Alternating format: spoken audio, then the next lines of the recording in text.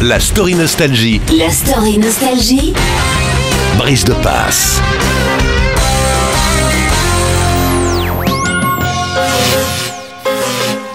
Claude François et Forêt Nationale, c'est une grande histoire d'amour qui débute, tiens, dès la création de la salle.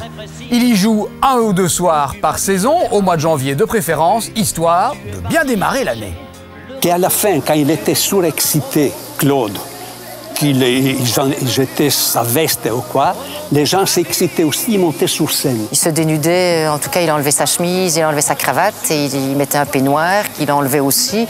Et donc on se battait dans la foule pour attraper les morceaux. Et je suis venu ici derrière, quelque part là derrière, dans les coulisses.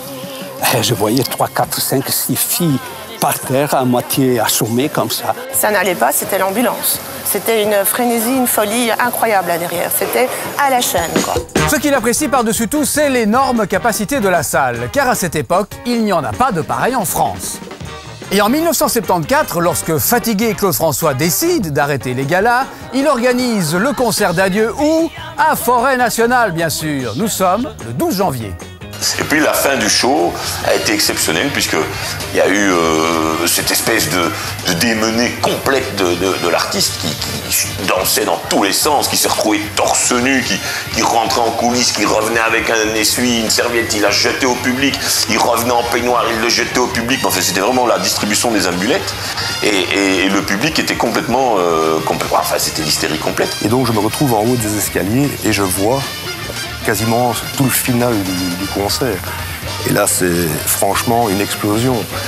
Des ballons de couleurs, des paillettes partout. Et il y a 2 turbines d'avion qui ont été mises de chaque côté du podium. De ce fait, le soir, quand le concert était fini, les ballons partaient à hauteur désirée et redescendaient sur toute la salle.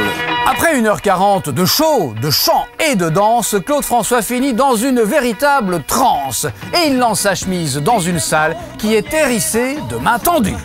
Il fait alors quelque chose que personne n'a jamais osé. Du haut des 2 mètres du podium, il se laisse tomber dans le public. Si, on l'avait sauté, je devais être à peu près, je vais dire, au moment de l'impact où il est tombé dans la foule, je devais être à une quinzaine de mètres.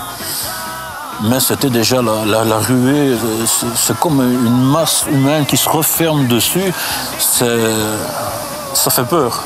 Du côté du service d'ordre et de la production, c'est la panique. Ils vont mettre 20 minutes pour le récupérer. Ils ont carrément sauté dans la foule. On a envoyé les gens, que ce soit filles ou garçons, on les a envoyés dans tous les sens parce qu'il fallait le récupérer sans trop de dégâts. Moi, j'ai vu des filles qui ont pris des coups de poing. Lorsque Claude François revient dans sa loge et de l'émotion de cet ultime spectacle qui lui a tiré quelques larmes, il découvre que son corps est couvert de griffes et de morsures laissées par ce dernier contact très physique avec le public. Quand je vous dis que vous n'imaginez pas tout ce qui est arrivé près de chez vous,